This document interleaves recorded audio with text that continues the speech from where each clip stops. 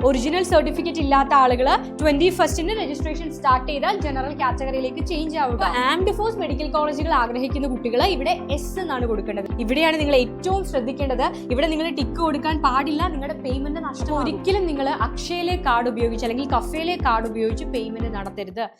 Hi everyone, this is NJ. So all India കൗൺസിലിങ്ങിൻ്റെ schedule വന്നിരിക്കുകയാണ്. Registration ടൈമും ഡേറ്റും ഒക്കെ ഇപ്പോൾ നിങ്ങൾക്കറിയാം. ഓരോ റൗണ്ടും നടക്കുന്നത് എപ്പോഴാണെന്നുള്ളതും ആ സ്കെഡ്യൂൾ കണ്ട് നിങ്ങൾ മനസ്സിലാക്കിയിട്ടുണ്ട്. അപ്പോൾ രജിസ്ട്രേഷൻ്റെ ടൈമിൽ 21ന് രജിസ്ട്രേഷൻ സ്റ്റാർട്ട് ചെയ്താൽ നിങ്ങൾ ഓർത്തിരിക്കേണ്ട, നിങ്ങൾ കെയർഫുൾ ആയിട്ടിരിക്കേണ്ട ഏറ്റവും പ്രധാനപ്പെട്ട കുറച്ച് കാര്യങ്ങൾ ഞാൻ വളരെ വേഗത്തിൽ നിങ്ങൾക്ക് പറഞ്ഞു തരാൻ പോവാണ്. അപ്പോൾ ഈ കോളേജുകൾ, ഈ ഇൻസ്റ്റിറ്റ്യൂട്ടുകളിലേക്കൊക്കെ പോകാൻ ആഗ്രഹിക്കുന്ന കുട്ടികൾ തീർച്ചയായും ഈ ഒരു അലോട്ട്മെന്റ് പ്രോസസ്സിൽ പങ്കെടുക്കുക. എയിംസിൽ പോകാൻ ആഗ്രഹിക്കുന്നവർ, സെൻട്രൽ യൂണിവേഴ്സിറ്റികളിൽ പഠിക്കാൻ ആഗ്രഹിക്കുന്നവർ, ജിപ്മറിൽ പഠിക്കാൻ ആഗ്രഹിക്കുന്നവർ, സെൻട്രൽ ഇൻസ്റ്റിറ്റ്യൂട്ടുകളിൽ BSc നഴ്സിംഗ് ആഗ്രഹിക്കുന്നവർ, ഇവിടെയൊക്കെ MBBSും BDSും നിങ്ങൾക്ക് ചെയ്യാം. യെസ്, അപ്പോൾ നിങ്ങൾ രജിസ്ട്രേഷനിൽ പാർട്ടിസിപ്പേറ്റ് ചെയ്യുക. ഇനി നിങ്ങൾ ശ്രദ്ധിക്കേണ്ട ഏറ്റവും പ്രധാനപ്പെട്ട കുറച്ച് കാര്യങ്ങളാണ്. ഒന്നാമത്തെ കാര്യം, നമ്മൾ ഓൾറെഡി NCL സർട്ടിഫിക്കറ്റിനെ കുറിച്ച് പറഞ്ഞിരുന്നു അല്ലെ. നോൺ ക്രിമിലിയർ സർട്ടിഫിക്കറ്റ് ആരുടെ കയ്യിൽ നിന്നുമാണ്? ഇത് ശരിക്കും അഡ്മിഷൻ നടക്കുന്ന ടൈമിൽ നിങ്ങൾ കൊണ്ടുപോകേണ്ട സർട്ടിഫിക്കറ്റ് ആണ്. ഓക്കെ, അലോട്ട്മെന്റ് തുടങ്ങിയാൽ ഉടനെ തന്നെ നിങ്ങൾക്ക് ആദ്യത്തെ അലോട്ട്മെന്റ് വന്ന് റിസൾട്ട് വന്ന് കോളേജിൽ പാർട്ടിസിപ്പേറ്റ് ചെയ്യേണ്ടതായിട്ട് വരും. അപ്പോൾ NCL സർട്ടിഫിക്കറ്റ് തഹസിൽദാരുടെ കയ്യിൽ നിന്നും സെൻട്രൽ പർപ്പസിനുള്ള സർട്ടിഫിക്കറ്റ് എന്നാണ് ഞാൻ പറഞ്ഞിരുന്നത് അല്ലെ. ആ സർട്ടിഫിക്കറ്റ് ആണ് നിങ്ങൾ വാങ്ങേണ്ടത്. അതേപോലെ EWS, economically weaker session, SC ST caste certificate, ആ ഒരു റിസർവേഷനിലൂടെയാണ് നിങ്ങൾ കയറുന്നതെങ്കിൽ ഇതിൻ്റെ ഒക്കെ ഒറിജിനൽ സർട്ടിഫിക്കറ്റ് നിങ്ങളുടെ കയ്യിൽ വേണം. ഇനി ഇല്ലാത്ത ആളുകളാണ് ശ്രദ്ധിക്കേണ്ടത്. അവർ രജിസ്ട്രേഷൻ സമയത്ത് എന്താണ് ചെയ്യേണ്ടത് എന്നുള്ളതാണ് ഞാൻ പറഞ്ഞു തരുന്നത്. ഓക്കെ, നിങ്ങൾ നീറ്റിന് അപ്ലൈ ചെയ്ത സമയത്ത് നിങ്ങൾ OBC കൊടുത്തു, പക്ഷേ ഇപ്പൊ നിങ്ങൾക്ക് NCL non creamy layer certificate apply ചെയ്തിട്ട് കിട്ടുന്നില്ല. അങ്ങനെയാണെങ്കിൽ ഒറിജിനൽ സർട്ടിഫിക്കറ്റ് നിങ്ങളുടെ കയ്യിൽ ഇല്ല എന്നുണ്ടെങ്കിൽ, അല്ലെങ്കിൽ EWSന്റെ സർട്ടിഫിക്കറ്റ് നിങ്ങളുടെ കയ്യിലില്ല, SC ST കാസ്റ്റ് സർട്ടിഫിക്കറ്റ് നിങ്ങൾക്ക് കിട്ടുന്നില്ല, മാക്സിമം നിങ്ങൾ ജോയിൻ ചെയ്യുന്ന ഡേറ്റിന് മുൻപേ ഈ സർട്ടിഫിക്കറ്റിന്റെ ഒറിജിനൽ എടുത്ത് വെക്കാൻ ശ്രമിക്കുക. എന്തായാലും എടുത്ത് വെക്കണം. കോളേജിൽ ചെല്ലുന്ന സമയത്ത് ഇതിന്റെ ഒറിജിനൽസ് നിങ്ങളുടെ കയ്യിൽ വേണം. ഇനി യാതൊരു കാരണവശാലും നിങ്ങൾക്ക് കിട്ടുന്നില്ല, ഇനി കിട്ടാനും സാധ്യതയില്ല എന്നുണ്ടെങ്കിൽ രജിസ്ട്രേഷൻ ആരംഭിച്ചതിന് ശേഷം ജൂലൈ 21ന് രജിസ്ട്രേഷൻ ആരംഭിച്ച് നിങ്ങൾ രജിസ്റ്റർ ചെയ്യുന്ന ടൈമിൽ ഇവിടെ കാറ്റഗറി കൊടുത്തിരിക്കും. ഓക്കെ, ഏത് കാറ്റഗറിയിലാണ് നിങ്ങളെന്ന് കൊടുത്തിരിക്കും. അപ്പൊ നിങ്ങൾക്ക് OBC അല്ലെങ്കിൽ SC ST reservation certificate, caste certificate നിങ്ങളുടെ കയ്യിൽ ഉണ്ടെങ്കിൽ നിങ്ങൾക്ക് ഇത് കൊടുക്കാം. ഇനി OBC NCL സർട്ടിഫിക്കറ്റ് കിട്ടാത്ത കുട്ടികൾ എന്ത് ചെയ്യുക? ഇവിടെ ജനറൽ കാറ്റഗറിയിലേക്ക് ചേഞ്ച് ചെയ്യാനുള്ള ഒരു അവസരം നിങ്ങൾക്കുണ്ട്. നിങ്ങൾ നീറ്റിന് അപ്ലൈ ചെയ്ത സമയത്ത് നിങ്ങൾ OBC കൊടുത്തു, പക്ഷെ നിങ്ങൾക്ക് നോൺ ക്രിമിലിയർ സർട്ടിഫിക്കറ്റ് കിട്ടുന്നില്ല. അങ്ങനെയാണെങ്കിൽ അലോട്ട്മെന്റിൽ ഒരിക്കലും നിങ്ങൾക്ക് റിസർവേഷൻ കിട്ടില്ല. ഓക്കെ, നിങ്ങൾ OBCയുടെ NCL വെച്ചിട്ട് നിങ്ങൾ ആ ഒരു റിസർവേഷനിൽ നിങ്ങൾ കയറി, അല്ലെങ്കിൽ SC ആയിട്ടുള്ള റിസർവേഷൻ സീറ്റിൽ നിങ്ങൾ കയറി, ST ആയിട്ടുള്ള റിസർവേഷൻ സീറ്റിൽ നിങ്ങൾ കയറി കഴിഞ്ഞ് അഡ്മിഷൻ എടുക്കാൻ കോളേജിൽ ചെല്ലുമ്പോൾ നിങ്ങളുടെ കയ്യിൽ ഒറിജിനൽ സർട്ടിഫിക്കറ്റ് ഇല്ല, നിങ്ങളുടെ അഡ്മിഷൻ നഷ്ടപ്പെടും. ഓക്കെ, അതുകൊണ്ട് തന്നെ പറയുകയാണ്, ഇതുവരെ ഒറിജിനലി കിട്ടാത്ത ആളുകൾ, അല്ലെങ്കിൽ ഇനി അഡ്മിഷന് മുന്നേ കിട്ടില്ല എന്ന് 100% ഉറപ്പുള്ള ആളുകൾ രജിസ്ട്രേഷൻ സമയത്ത് കാറ്റഗറി ജനറലിലേക്ക് മാറ്റുക. ഒറിജിനൽ ഉള്ള ആളുകൾ ഒരിക്കലും അങ്ങനെ ചെയ്യരുത്, കാരണം നിങ്ങളുടെ റിസർവേഷൻ നഷ്ടപ്പെട്ടു പോകും. ഓക്കെ, പക്ഷെ ഞാൻ പറയുന്നത് ഒറിജിനൽ ഇല്ലാത്ത ആളുകളോട് മാത്രമാണ്. ഇനി കിട്ടാൻ സാധ്യതയില്ലാത്ത ആളുകളും എന്ത് ചെയ്യുക? ജനറൽ കാറ്റഗറി എടുക്കുക. കാരണം മറ്റേതെങ്കിലും റിസർവേഷൻ കാറ്റഗറിയിൽ കയറിയിട്ട് അവിടെ ചെല്ലുമ്പോൾ ഒറിജിനൽ കയ്യിലില്ല എന്നുണ്ടെങ്കിൽ അഡ്മിഷൻ നഷ്ടപ്പെട്ടു പോകും. ക്ലിയർ അല്ലേ? അപ്പൊ ആദ്യത്തെ പോയിന്റ് ക്ലിയർ അല്ലേ? ഇനി വേറെ ഡൗട്ട് കാണും. അതായത് നിങ്ങൾ നീറ്റിന് അപ്ലൈ ചെയ്ത സമയത്ത് ജനറൽ എന്ന് കൊടുത്തു, ഇനി എക്കണോമിക്കലി വീക്കർ സെഷൻ കൊടുക്കാമോ, അല്ലെങ്കിൽ OBCയിലേക്ക് മാറാമോ? അങ്ങനെ സംശയമുള്ള കുട്ടികളോട് ഇനി ഒരിക്കലും അങ്ങനെ ഒരു കാറ്റഗറി ചേഞ്ച് പറ്റില്ല. പക്ഷേ വേറെ ഏതെങ്കിലും റിസർവേഷൻ കൊടുത്ത കുട്ടികൾ സർട്ടിഫിക്കറ്റ് ഇല്ല എന്നുണ്ടെങ്കിൽ നിങ്ങൾക്ക് ജനറലിലേക്ക് മാറാനുള്ള ഒരു ഓപ്പർച്യൂണിറ്റി ഉണ്ട്, ഒരു സാധ്യത അവിടെയുണ്ട്. ഒറിജിനൽ ഇല്ലാത്ത ആളുകൾ മാത്രം. കാരണം ജനറൽ കൊടുത്താൽ ഓൾ ഇന്ത്യയുടെ 4 റൗണ്ടുകളിലും ജനറൽ കാറ്റഗറിയിലായിരിക്കും, ഓപ്പൺ കാറ്റഗറിയിലായിരിക്കും നിങ്ങളെ പരിഗണിക്കുക. യാതൊരുവിധ റിസർവേഷനും നിങ്ങൾക്ക് കിട്ടില്ല. ഓക്കെ, ദയവ് ചെയ്ത് ഞാൻ പറഞ്ഞ കാര്യം ക്ലിയർ ആണെങ്കിൽ മാത്രമേ ഈ ഒരു കാര്യം നിങ്ങൾ ചെയ്യാവൂ. മനസ്സിലായില്ലെങ്കിൽ വീണ്ടും വീണ്ടും കേൾക്കുക, മനസ്സിലാക്കി ചെയ്യുക. റിസർവേഷൻ നഷ്ടപ്പെടുന്ന ഒരു കാര്യമാണ്. Yes, okay. അടുത്ത് നിങ്ങൾ ശ്രദ്ധിക്കേണ്ടത്, നിങ്ങൾ അപ്ലൈ ചെയ്യുന്ന സമയത്ത് അപ്ലിക്കേഷൻ ഇപ്പൊ ഇതൊന്നും വന്നിട്ടില്ല, ഇത് രജിസ്ട്രേഷന്റെ ലിങ്ക് ഓപ്പൺ ആകുന്ന സമയത്തെ കാര്യമാണ് പറയുന്നത്. ഓപ്പൺ ആയി കഴിയുമ്പോൾ നിങ്ങൾക്ക് ഇങ്ങനെ ഓരോ കോളം ഫില്ല് ചെയ്ത് കാറ്റഗറി ഒക്കെ കൊടുത്തു കഴിയുമ്പോൾ അതിന്റെ താഴെ അതർ ഇൻഫോർമേഷൻ കാണും. അവിടെ ഒരു ക്വസ്റ്റ്യൻ ഉണ്ട്, do you want to apply for armed force medical college. അപ്പൊ ആംഡ് ഫോഴ്സ് മെഡിക്കൽ കോളേജുകളിൽ പോകാൻ ആഗ്രഹിക്കുന്ന കുട്ടികൾ തീർച്ചയായും ഇവിടെ യെസ് കൊടുക്കുക. ഓക്കെ, നിങ്ങൾ MCCയുടെ വെബ്സൈറ്റിൽ രജിസ്റ്റർ ചെയ്തിരിക്കണം. രജിസ്ട്രേഷൻ നടത്തിയെങ്കിൽ മാത്രമേ ആംഡ് ഫോഴ്സ് മെഡിക്കൽ കോളേജുകളിലേക്ക് നിങ്ങൾക്ക് MBBSന് പോകാൻ പറ്റൂ. ഓക്കെ, അവിടെ ശ്രദ്ധിക്കേണ്ടത് ഈ AFMCയിൽ നീറ്റ് സ്കോറിന്റെ മാത്രം ബേസിലല്ല നിങ്ങളെ എടുക്കുന്നത്. അവിടെ നിങ്ങൾക്ക് test of English and reasoning ഉണ്ട്. അതുകൂടാതെ ഒരു സൈക്കോളജിക്കൽ അസസ്മെന്റ് ടെസ്റ്റും ഉണ്ട്. ഈ ടെസ്റ്റിന്റെ ബേസിൽ നീറ്റ് സ്കോറും കൂടി ആഡ് ചെയ്ത് ടോട്ടൽ സ്കോർ അവർ 200-ലാക്കും. ആ 200-ന്റെ സ്കോറും ഇന്റർവ്യൂവിന്റെ മാർക്കും കൂടി ബേസ് ചെയ്തിട്ടാണ് നിങ്ങളെ AFMCയിലേക്ക് നിങ്ങൾക്ക് UGക്ക് അപ്ലൈ ചെയ്യാനായിട്ട് സാധിക്കാം. ഓക്കെ, അപ്പൊ AFMC കിട്ടേണ്ടവർക്ക് വേറെ എക്സാമിനേഷനും കാര്യങ്ങളും ഒക്കെ ഉണ്ട്. ഇതാണ് കഴിഞ്ഞ ഇയറിലെ AFMCയുടെ കട്ട് ഓഫ് എന്ന് പറയുന്നത്. അപ്പോൾ അത്രയും ടഫാണ്. പക്ഷെ അവിടെ നിങ്ങൾ ഷോർട്ട് ലിസ്റ്റ് ചെയ്യണം എന്നുണ്ടെങ്കിൽ നിങ്ങൾ ഇവിടെ എന്ത് ചെയ്യണം? യെസ് കൊടുക്കണം. അപ്പോൾ AFMCയിൽ പോകാൻ ആഗ്രഹിക്കുന്ന കുട്ടികൾ ഇത് വ്യക്തമായിട്ട് വായിച്ചു നോക്കി അവിടെ യെസ് എന്നുള്ളത് സെലക്ട് ചെയ്യാം. ക്ലിയർ അല്ലേ? ഇതാണ് രജിസ്ട്രേഷന്റെ ടൈമിൽ നിങ്ങൾ ശ്രദ്ധിക്കേണ്ട അടുത്ത കാര്യം. ഓക്കെ, AFMCയെ കുറിച്ച് നിങ്ങൾക്ക് ഡീറ്റെയിൽഡ് ആയിട്ട് വീഡിയോ വേണമെങ്കിൽ ഞാൻ സെപ്പറേറ്റ് ചെയ്തു തരാം, എങ്ങനെയാണ് അതിന്റെ എക്സാം പാറ്റേൺ, സിലബസ് എന്നൊക്കെ ഉള്ളത്.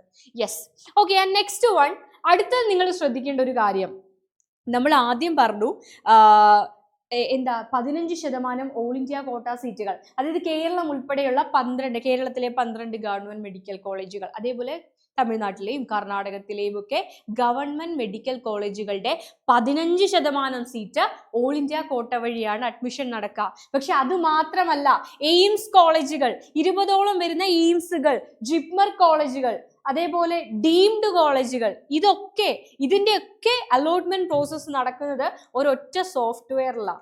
Okay, single സോഫ്റ്റ്വെയറിലാണ്. അതുകൊണ്ട് തന്നെ നിങ്ങൾക്ക് ഇവിടെ അപ്ലൈ ഫോർ സെക്ഷൻ എന്ന് പറഞ്ഞ ഇങ്ങനൊരു ഓപ്ഷൻ കാണും. ഇതിൽ ഏതൊക്കെയാണ് നിങ്ങൾക്ക് വേണ്ടതെന്ന് നിങ്ങൾ സെലക്ട് ചെയ്യണം. ഓക്കെ, മക്കൾ ശ്രദ്ധിച്ചോ. ഒന്നാമത്തേത് ഓൾ ഇന്ത്യ കോട്ട 50%. എന്ന് വെച്ചാൽ എന്താ അവിടെ മീൻ ചെയ്യുന്നത്?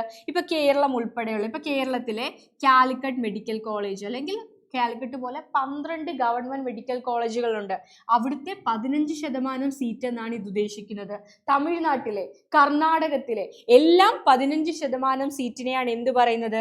ഓൾ ഇന്ത്യ കോട്ട 50% എന്ന് പറയുന്നത്. അപ്പൊ അത് ആഗ്രഹിക്കുന്ന ആളുകൾ അതിലേക്ക് ടിക്ക് ചെയ്യുക. അതെന്താ? ഗവൺമെന്റ് സീറ്റുകളാ, ഗവൺമെന്റ് MBBS BDS സീറ്റുകളാ. അപ്പൊ കോഴിക്കോട് മെഡിക്കൽ കോളേജ് നിങ്ങൾക്ക് ഓപ്ഷനിൽ കൊടുക്കണമെങ്കിൽ, അല്ലെങ്കിൽ തിരുവനന്തപുരം മെഡിക്കൽ കോളേജ് ഓപ്ഷനിൽ കൊടുക്കണമെങ്കിൽ ഇവിടെ നിങ്ങൾ ടിക്ക് ചെയ്യണം. ക്ലിയർ ആണല്ലോ? അല്ലെങ്കിൽ തമിഴ്നാട്ടിലെ ഒരു ഗവൺമെന്റ് മെഡിക്കൽ കോളേജ് ഓപ്ഷനിൽ കൊടുക്കണമെങ്കിൽ നിങ്ങൾ ഇത് ടിക്ക് ചെയ്യണം. യെസ്, ഓക്കെ അല്ലേ? ആൻഡ് അടുത്തത് ഓപ്പൺ സീറ്റ് എന്നാ പറയുന്നത്. ഓപ്പൺ സീറ്റ് എയിംസിലെയും ബനാറസ് ഹിന്ദു യൂണിവേഴ്സിറ്റിയിലെയും അലിഗഡ് മുസ്ലിം യൂണിവേഴ്സിറ്റിയിലെയും ജിപ്മറിലെയും ഒക്കെ ഓപ്പൺ സീറ്റ്. ഓപ്പൺ സീറ്റ് കൊണ്ട് ഉദ്ദേശിക്കുന്നത് ഒന്നുമില്ല, ഈ ഓൾ ഇന്ത്യ കോട്ട സീറ്റ് എന്ന് പറയുന്നത് എല്ലാ സംസ്ഥാനങ്ങളിലെയും 15% സീറ്റേ ഉള്ളൂ. ബാക്കി 85% സ്റ്റേറ്റിന് അവകാശപ്പെട്ടതാ. കേരളത്തിലെ ആണെങ്കിൽ കേരളീയരായ കുട്ടികൾക്ക് മാത്രമേ അപ്ലൈ ചെയ്യാൻ പറ്റൂ. പക്ഷെ എയിംസോ ജിപ്മറോ അങ്ങനെയാണോ? അവിടെയുള്ളവർക്ക് മാത്രമേ. ഇപ്പൊ എയിംസ് ഡൽഹിയിൽ താമസിക്കുന്നവർക്ക് അവിടെ അപ്ലൈ ചെയ്യാൻ പറ്റുമോ? അങ്ങനെയുണ്ടോ? ഇല്ല. ജിപ്മർ പുതുച്ചേരിയിലുള്ളവർക്ക് മാത്രമാണ് അവിടെ അപ്ലൈ ചെയ്യാൻ പറ്റുക? അല്ല. ഓക്കെ, അപ്പോൾ അതാണ് ഓപ്പൺ സീറ്റ് എന്ന് ഉദ്ദേശിക്കുന്നത്. അവിടുത്തെ എല്ലാ സീറ്റുകളിലേക്കും നിങ്ങൾക്ക് എല്ലാവർക്കും അപ്ലൈ ചെയ്യാൻ പറ്റും. അപ്പൊ എയിംസ് വേണമെങ്കിൽ, അല്ലെങ്കിൽ ബനാറസ് ഹിന്ദു യൂണിവേഴ്സിറ്റി വേണമെങ്കിൽ, ഇതൊക്കെ നിങ്ങൾക്ക് ഓപ്ഷൻ ലിസ്റ്റിൽ കാണണം. ഓക്കെ, എയിംസ് ഡൽഹി നിങ്ങൾക്ക് ഫസ്റ്റ് ഓപ്ഷൻ വെക്കണമെങ്കിൽ നിങ്ങൾ ഇത് ടിക്ക് ചെയ്യുക. ക്ലിയർ ആണോ ഞാൻ പറഞ്ഞത്? ആദ്യം പറഞ്ഞത് ഓൾ ഇന്ത്യ കോട്ട 50%. അത് ടിക്ക് ചെയ്താൽ ഒരിക്കലും അവിടെ അതിന്റെ ഓപ്ഷനുകളിൽ ഒരിക്കലും എയിംസ് ഡൽഹി കാണത്തില്ല. ഓക്കെ, അല്ലെ ജിപ്മർ കാണത്തില്ല. അവിടെ നിങ്ങൾക്ക് കാലിക്കറ്റ് മെഡിക്കൽ കോളേജ് ഓപ്ഷൻ ആയിട്ട് കൊടുക്കാൻ പറ്റും. ട്രിവാൻഡ്രം മെഡിക്കൽ കോളേജ് അതിൻ്റെ ഉള്ളിൽ കാണും. ഓക്കെ, തമിഴ്നാട്ടിലെ ഗവൺമെന്റ് മെഡിക്കൽ കോളേജുകളുടെ സീറ്റുകൾ അതിൻ്റെ ഉള്ളിൽ കാണും. പക്ഷേ എയിംസോ ജിപ്മറോ ഓപ്ഷൻ ആയിട്ട് കൊടുക്കണമെങ്കിൽ ഇത് നിങ്ങൾ ടിക്ക് ചെയ്യണം. യെസ്. ഇനി അതേപോലെ സെൻട്രൽ ഇൻസ്റ്റിറ്റ്യൂട്ടുകളിൽ BSc നഴ്സിംഗ് ആഗ്രഹിക്കുന്നുണ്ടെങ്കിൽ അത് വേണമെങ്കിൽ മാത്രം അതും ടിക്ക് ചെയ്യാം. ക്ലിയർ അല്ലേ? അത് ടിക്ക് ചെയ്താൽ മാത്രമേ ഓപ്ഷൻ ലിസ്റ്റിൽ ആ കോളേജുകളൊക്കെ നിങ്ങൾക്ക് കാണാൻ സാധിക്കൂ. നിങ്ങൾ ഇനി നിങ്ങൾ ഓപ്ഷൻ കൊടുക്കും അല്ലെ? ഈ ഒരു സാധനം അപ്ലൈ ചെയ്ത് പേയ്മെന്റും ചെയ്ത് കഴിയുമ്പോഴാണ് നിങ്ങൾക്ക് ഇതൊക്കെ കഴിഞ്ഞ് പേയ്മെന്റും നടത്തി കഴിയുമ്പോഴേ നിങ്ങൾക്ക് എന്ത് കാണാൻ സാധിക്കൂ? നിങ്ങളുടെ ഓപ്ഷൻ ലിസ്റ്റ്, നിങ്ങൾക്ക് തിരഞ്ഞെടുക്കേണ്ട കോളേജുകൾ അടങ്ങിയ ഓപ്ഷൻ ലിസ്റ്റ്. ആ ഒരു ഇത് വെച്ചിട്ടാണ് നിങ്ങൾ ഓരോ ഓപ്ഷനും കൊടുക്കുക. നിങ്ങൾ ചോയ്സ് ഫില്ലിംഗ് ചെയ്യല്ലേ? അപ്പൊ ചോയ്സ് ഫില്ലിങ്ങിൽ നിങ്ങൾ ഈ എന്ത് കൊടുത്തില്ലെങ്കിൽ, നിങ്ങൾ എയിംസ് ടിക്ക് ചെയ്തിട്ടില്ല എന്നുണ്ടെങ്കിൽ പേയ്മെന്റ് നടത്തി, പേയ്മെന്റിനും ശേഷമാണ് ചോയ്സിന്റെ ആ ഒരു പേജ് വരിക. ഏതൊക്കെ ചോയ്സസ് ആണ് നിങ്ങൾക്ക് അവൈലബിൾ ആണെന്നുള്ള ആ ഒരു പേജ് വരിക. അപ്പൊ അതിനു മുൻപ് തന്നെ ഇവിടെ തന്നെ നിങ്ങൾ എന്ത് ചെയ്യണം, നിങ്ങൾക്ക് വേണ്ട സാധനങ്ങളൊക്കെ ടിക്ക് ചെയ്ത് കൊടുക്കണം. ഇത് കൊടുത്തില്ല എന്നുണ്ടെങ്കിൽ ആ ഒരു പേജിൽ എയിംസ് ഡൽഹി ഉണ്ടാവില്ല, അല്ലെങ്കിൽ എയിംസ് മധുര ഉണ്ടാവില്ല. ക്ലിയർ അല്ലേ? യെസ്. അപ്പൊ ഞാൻ ഇവിടെ ഓൾ ഇന്ത്യ കോട്ട എടുത്തിട്ടുണ്ട്, അതേപോലെ എയിംസും ജിപ്മറും ഒക്കെ ഞാൻ ടിക്ക് ചെയ്തിട്ടുണ്ട്. ഞാൻ BSc നഴ്സിംഗും സെൻട്രൽ ഇൻസ്റ്റിറ്റ്യൂട്ടുകളിലെ BSc നഴ്സിംഗും ഞാൻ ടിക്ക് ചെയ്തിട്ടുണ്ട്. ഇനി വരുന്നതാണ് ഏറ്റവും പ്രധാനപ്പെട്ട കാര്യം, deemed universities. Armed force medical college already നമ്മൾ ഇവിടെ എസ് കൊടുത്തില്ലേ? യെസ്, ഇവിടെ നമ്മൾ എസ് കൊടുത്തത് കൊണ്ട് ആംഡ് ഫോഴ്സ് മെഡിക്കൽ കോളേജ് ഇവിടെ ഓൾറെഡി ടിക്ഡ് ആണ് കേട്ടോ. കണ്ടോ, ആംഡ് ഫോഴ്സ് ഓൾറെഡി ടിക്ഡ് ആണ്, കാരണം ഞാൻ അവിടെ എസ് ആണ് കൊടുത്തത്. ഓക്കെ, ഇവിടെ നിങ്ങൾ ശ്രദ്ധിക്കുക, ഡീംഡ് യൂണിവേഴ്സിറ്റീസ് ഇത് കൊടുക്കണം എന്നുള്ളതാണ് ഏറ്റവും പ്രധാനപ്പെട്ട സംശയം. ഡീംഡ് കോളേജുകൾ, അമൃത പോലത്തെ ഡീംഡ് കോളേജുകൾ. അപ്പോൾ നിങ്ങൾ അറിയാതെ നിങ്ങൾ എന്ത് ചെയ്തു, ചില ആളുകൾ ഡീംഡ് ഓക്കെ ഇത്രയും ടിക്ക് ചെയ്തു, ഓൾ ഇന്ത്യ കോട്ടയും അതേപോലെ എയിംസിന് BSc നഴ്സിംഗ് വേണ്ട, താല്പര്യമില്ല എന്ന് കരുതിക്കോ.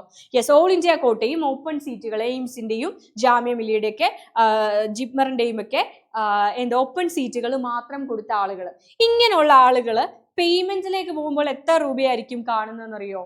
ഓപ്പൺ കാറ്റഗറിയിൽ അൺറിസർവ്ഡ് ആയിട്ട് വരുന്ന കുട്ടികൾ അല്ലെങ്കിൽ ഇക്കണോമിക്കലി വീക്കർ സെഷന് സെക്യൂരിറ്റി എമൗണ്ട് ആയിട്ടുള്ള 10,000 രൂപയും അതേപോലെ രജിസ്ട്രേഷൻ ഫീ ആയിട്ട് വരുന്ന 1000 രൂപയും ചേർത്ത് നിങ്ങൾ പേയ്മെന്റ് നടത്തേണ്ടതായിട്ട് വരുന്നത് 11,000 രൂപയാണ്.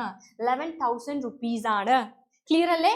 അൺറിസർവ്ഡ് ആയിട്ടുള്ള കാറ്റഗറിയും ഇക്കണോമിക്കലി വീക്കർ സെഷനും ഈ രണ്ട് കാര്യവും സെലക്ട് ചെയ്ത് കഴിഞ്ഞു. നിങ്ങൾ എയിംസ് എടുത്തില്ലെങ്കിലും നിങ്ങൾ എന്ത് കൊടുക്കേണ്ടി വരും? 11,000 രൂപ, 11,000. നിങ്ങൾ ഓൾ ഇന്ത്യ കോട്ട 50% മാത്രം എടുത്താലും നിങ്ങൾ ആ ഒരു എമൗണ്ട് എന്തായാലും കൊടുക്കേണ്ടതായിട്ട് വരും. യെസ്, അപ്പോൾ 11,000 ആയിരിക്കും നിങ്ങൾ പേ ചെയ്യേണ്ടതായിട്ട് നിങ്ങളുടെ പേയ്മെന്റ് ആയിട്ട് കാണിക്കുക. എന്നാൽ ബാക്കി കാറ്റഗറി, അതായത് OBC, SC, ST, physically disabled candidates, അവര് 500 രൂപയും 5,000 ചേർത്ത് 5,000 + 500 അവരുടെ എമൗണ്ട് വരിക. അവരുടെ സെക്യൂരിറ്റി എമൗണ്ട് 5,000, അതേപോലെ അവരുടെ രജിസ്ട്രേഷൻ ഫീ ആയിട്ട് നോൺ റീഫണ്ടബിൾ ആയിട്ടുള്ള രജിസ്ട്രേഷൻ ഫീ ആയിട്ട് വരുന്നത് 500 രൂപയുമാണ്. ആ കുട്ടികൾ 5,500 രൂപയായിരിക്കും പേ ചെയ്യേണ്ടതായിട്ട് വരുന്നത്. ക്ലിയർ ആണല്ലോ? അപ്പോൾ അൺറിസർവ്ഡും ഇക്കണോമിക്കലി വീക്കർ സെഷനും 11,000, 11,000 rupees-ഉം, ബാക്കി കാറ്റഗറിയിൽ വരുന്ന OBC, SC, ST കാൻഡിഡേറ്റ്സും ഫിസിക്കലി ഡിസേബിൾഡ് കാൻഡിഡേറ്റ്സും 5,500 rupees-ഉം ആയിരിക്കും പേ ചെയ്യേണ്ടതായിട്ട് വരുന്നത്. എന്നാൽ നിങ്ങൾ ഇതും സെലക്ട് ചെയ്തു, ഡീംഡ് യൂണിവേഴ്സിറ്റിയും സെലക്ട് ചെയ്തു, ഡീംഡ് കോളേജുകൾ, അമൃത പോലത്തെ ഡീംഡ് കോളേജുകൾ വരുന്ന ഡീംഡ് യൂണിവേഴ്സിറ്റിയും കൂടെ നിങ്ങൾ ടിക്ക് ചെയ്തു. അങ്ങനെയാണെങ്കിൽ നിങ്ങൾ പേ ചെയ്യേണ്ടത് എത്രയായിരിക്കും എമൗണ്ട് എന്നറിയോ? 2 ലക്ഷം സെക്യൂരിറ്റി എമൗണ്ടും അതേപോലെ 5,000 രൂപ രജിസ്ട്രേഷൻ ഫീയും ചേർത്ത് 2,05,000 രൂപയായിരിക്കും നിങ്ങൾ പേ ചെയ്യേണ്ടതായിട്ട് വരുന്നത്. ക്ലിയർ ആണോ? 2 lakhs rupees സെക്യൂരിറ്റി ഫീ ആയിട്ട് ഡീംഡ് യൂണിവേഴ്സിറ്റികളിൽ നിങ്ങൾ അടയ്ക്കേണ്ടതായിട്ടുണ്ട്. ഓക്കെ അല്ലേ? അതുകൂടാതെ 5,000 രൂപ എന്തായിട്ട് അടയ്ക്കേണ്ടതായിട്ടുണ്ട്? രജിസ്ട്രേഷൻ ഫീ ആയിട്ട് അടയ്ക്കേണ്ടതായിട്ടുണ്ട്. ക്ലിയർ ആണല്ലോ? അപ്പൊ ടോട്ടൽ എമൗണ്ട് ഇത്രയും ആയിരിക്കും പേ ചെയ്യുന്നത്. അപ്പൊ ഇത് ടിക്ക് ചെയ്യുമ്പോൾ വളരെ ശ്രദ്ധിക്കുക. ഡീംഡും കൂടെ കയറി പോയിട്ടുണ്ടെങ്കിൽ, ഡീംഡ് നിങ്ങൾക്ക് സെലക്ട് ചെയ്യാൻ, നിങ്ങൾക്ക് ഡീംഡ് കോളേജിൽ പഠിക്കണം എന്നുണ്ടെങ്കിൽ ഓഫ്കോഴ്സ് നിങ്ങൾ ഡീംഡ് സെലക്ട് ചെയ്യണം, ഡീംഡ് യൂണിവേഴ്സിറ്റീസ് ടിക്ക് ചെയ്യണം, 2,05,000 രൂപ പേ ചെയ്യണം. പക്ഷെ അവിടെ മനസ്സിലാക്കേണ്ടത് അവിടെ 18 ലക്ഷവും 20 ലക്ഷവും 25 ലക്ഷവും 30 ലക്ഷവും ഒക്കെയാണ് എന്തായിട്ട് വരിക? ഫീസായിട്ട് വരിക. ഒരു വർഷം തന്നെ ഇത്രയും വലിയ എമൗണ്ട് ആണ് അവിടെ ഫീസായിട്ട് വരിക. അപ്പൊ അത്രയും ഫീസ് കൊടുത്ത് പഠിക്കാൻ നമ്മൾ റെഡിയാണോ, നമുക്ക് ഗവൺമെന്റ് കോളേജുകൾ മാത്രം മതിയോ എന്നൊരു കാര്യം തീരുമാനിച്ചിട്ട് വേണം ഡീംഡ് യൂണിവേഴ്സിറ്റീസ് ടിക്ക് ചെയ്യാൻ. അപ്പോൾ ശ്രദ്ധിക്കുക, രജിസ്ട്രേഷൻ ഫീ 5,000 + 2 lakhs, അപ്പോൾ മൊത്തം ഇത്രയും രൂപ പേ ചെയ്യണം. മക്കളെ, ഇനി നിങ്ങൾ ഡീംഡ് ക്യാമ്പസിൽ പഠിക്കാൻ ആഗ്രഹിക്കുന്നുണ്ടെങ്കിൽ ഓഫ്കോഴ്സ് നിങ്ങൾ അത് ടിക്ക് ചെയ്യണം. പക്ഷെ ആഗ്രഹിക്കാത്ത, അതായത് 20 ലക്ഷവും 25 ലക്ഷവും 18 ലക്ഷവും ഒക്കെ ആയിരിക്കും അവിടെ ഒരു വർഷത്തെ ഫീസായിട്ട് വരുന്നത്. ആ ഫീസ് കൊടുത്ത് നമ്മൾ അവിടെ പഠിക്കാൻ റെഡി ആണെങ്കിൽ ഓക്കെ. അഥവാ നമുക്കത് വേണ്ട, നമുക്ക് ഗവൺമെന്റ് സീറ്റുകൾ മാത്രം മതിയെങ്കിൽ ഒരിക്കലും നിങ്ങൾ ഇവിടെ ഡീംഡ് യൂണിവേഴ്സിറ്റീസ് എന്നുള്ള ഈ ഒരു കോളത്തിൽ നിങ്ങൾ ടിക്ക് ചെയ്യാൻ പാടില്ല. അവിടെ പഠിക്കാൻ ആഗ്രഹിക്കുന്ന കുട്ടികൾ മാത്രമേ അത് ടിക്ക് ചെയ്യാൻ പാടുള്ളൂ. ടിക്ക് ചെയ്യുന്ന ആളുകൾ ഇത്രയും രൂപ ഫീസായിട്ട് അടയ്ക്കേണ്ടതായിട്ടുണ്ട്. സെക്യൂരിറ്റി എമൗണ്ടും ഇത്ര രൂപ കംപ്ലീറ്റ് ആയിട്ട് അടയ്ക്കണം. ഓക്കെ അല്ലേ? യെസ്. ആൻഡ് അത് മാത്രമല്ല, അവിടെ ശ്രദ്ധിക്കേണ്ട കാര്യം, നിങ്ങൾ ഡീംഡ് യൂണിവേഴ്സിറ്റി സ്റ്റിക്ക് ചെയ്തു, നിങ്ങൾ ഈ ഫീസ് അടച്ചു, ഡീംഡിൽ നിങ്ങൾക്ക് കിട്ടി, പോവാൻ താല്പര്യമില്ല, നിങ്ങൾ ആ സീറ്റ് ഉപേക്ഷിച്ചു എന്നുണ്ടെങ്കിൽ ഈ സെക്യൂരിറ്റി ഡെപ്പോസിറ്റ് നിങ്ങൾക്ക് നഷ്ടപ്പെടും. Yes, okay. അതാണ് അപ്പോൾ ഏറ്റവും പ്രധാനപ്പെട്ട അടുത്ത കാര്യം. ഓക്കെ, ഇനി നിങ്ങൾ ശ്രദ്ധിക്കേണ്ട ഏറ്റവും പ്രധാനപ്പെട്ട ഒരു കാര്യം, ഒരിക്കലും നിങ്ങൾ ഈ ഒരു പേയ്മെന്റ് എന്ത് ചെയ്യാൻ പാടില്ല, ഈ ഒരു പേയ്മെന്റ് അക്ഷയ വഴിയോ കഫേ വഴിയോ പേ ചെയ്യാൻ പാടില്ല. നിങ്ങൾക്ക് ഡെബിറ്റ് കാർഡോ ക്രെഡിറ്റ് കാർഡോ നെറ്റ് ബാങ്കിങ് UPI വെച്ചിട്ട് ഇത് പേയ്മെന്റ് നടത്താം. പക്ഷെ ഒരിക്കലും നിങ്ങൾ അക്ഷയ വഴിയോ അല്ലെങ്കിൽ ഓൺലൈനായിട്ട് നിങ്ങൾ വേറെ ഏതെങ്കിലും ഒരു പബ്ലിക് ഇതിലോ ചെയ്യാനേ പാടില്ല.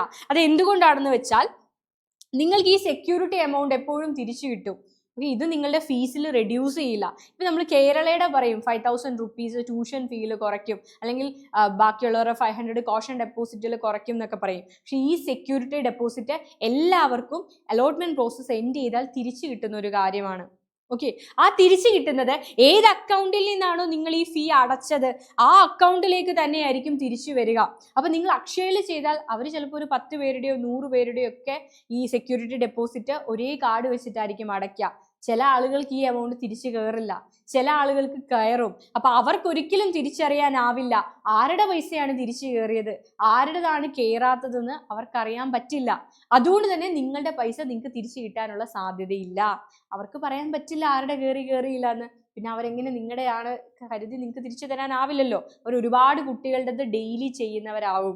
അതുകൊണ്ട് ഒരിക്കലും ക്രെഡിറ്റ് കാർഡോ ഡെബിറ്റ് കാർഡോ നിങ്ങളുടെയോ നിങ്ങളുടെ പാരൻസിന്റെയോ തന്നെ 100% നിങ്ങൾ യൂസ് ചെയ്യുക. ക്ലിയർ അല്ലേ മക്കളെ? ഇത്രയും അടയ്ക്കുന്ന ഈ സെക്യൂരിറ്റി ഡെപ്പോസിറ്റ് അവിടേക്കായിരിക്കും തിരിച്ചു കയറുക. അതേപോലെ ഓൾ ഇന്ത്യയുടെ 2nd റൗണ്ടിലോ 3rd റൗണ്ടിലോ ഒക്കെ സീറ്റ് ഉപേക്ഷിക്കുന്ന കുട്ടികൾക്ക്, അലോട്ട്മെന്റ് കിട്ടിയിട്ടും അഡ്മിഷൻ എടുക്കാത്തവർക്ക് ഈ സെക്യൂരിറ്റി ഡെപ്പോസിറ്റ് നഷ്ടപ്പെടും, അവർക്ക് തിരിച്ചു കിട്ടില്ല. അപ്പൊ അതുകൊണ്ടാണ് കിട്ടിയോ ഇല്ലയോ എന്ന് ഒരുപാട് പരാതികൾ എല്ലാ വർഷവും നടക്കാറുണ്ട്. അതുകൊണ്ടാണ് പറയുന്നത് തീർച്ചയായും നിങ്ങൾ നിങ്ങളുടെ ഡെബിറ്റ് കാർഡോ ക്രെഡിറ്റ് കാർഡോ യൂസ് ചെയ്ത് മാത്രം പേയ്മെന്റ് നടത്തുക. നിങ്ങൾക്ക് നിങ്ങളുടെ സിസ്റ്റത്തിൽ ചെയ്യാവുന്നതേ ഉള്ളൂ ഇതൊക്കെ. യെസ്, ഓക്കെ അല്ലേ? അതാണ് അവസാനമായിട്ട് പറയാനുള്ളത്. ഒരു കാര്യം കൂടി, കോണ്ടാക്ട് സർട്ടിഫിക്കറ്റിന്റെ കാര്യമാണ്. 6 month വാലിഡിറ്റി മാത്രമാണ്. അഡ്മിഷൻ കിട്ടി കോളേജിൽ ചെല്ലുമ്പോൾ കോണ്ടാക്ട് സർട്ടിഫിക്കറ്റ് വേണം. 6 മാസേ വാലിഡിറ്റി ഉള്ളൂ. റിപ്പീറ്റേഴ്സും റിപ്പീറ്റേഴ്സും ഒക്കെ എന്ത് ചെയ്യുക, ഒന്നുകൂടി കോണ്ടാക്ട് സർട്ടിഫിക്കറ്റ് എടുത്ത് വെക്കുക. ഞാൻ പറഞ്ഞു സ്കൂളിലെ പ്രിൻസിപ്പൾ ചിലപ്പോൾ ഇനി തരണം എന്നില്ല. നിങ്ങൾ എന്ത് ചെയ്യുക, ഗസറ്റഡ് പോസ്റ്റിലുള്ള ഏതെങ്കിലും ഒരാൾ ഇത് അറ്റസ്റ്റ് ചെയ്തൊരു ഇത് മതി, കോണ്ടാക്ട് സർട്ടിഫിക്കറ്റ് നിങ്ങൾക്ക് മതി, അദ്ദേഹം സൈൻ ചെയ്താൽ അത് വാല്യുബിൾ ആണ്. സോ ഒരു കോണ്ടാക്ട് സർട്ടിഫിക്കറ്റ്, വാലിഡിറ്റി ഉള്ള ഒരു കോണ്ടാക്ട് സർട്ടിഫിക്കറ്റ് റെഡിയാക്കി വെക്കുക. സോ ഇത്രയും കാര്യങ്ങളാണ് നിങ്ങൾ ശ്രദ്ധിക്കേണ്ടത്. അപ്പോൾ നമുക്ക് വീണ്ടും മീറ്റ് ചെയ്യാം. ബൈ.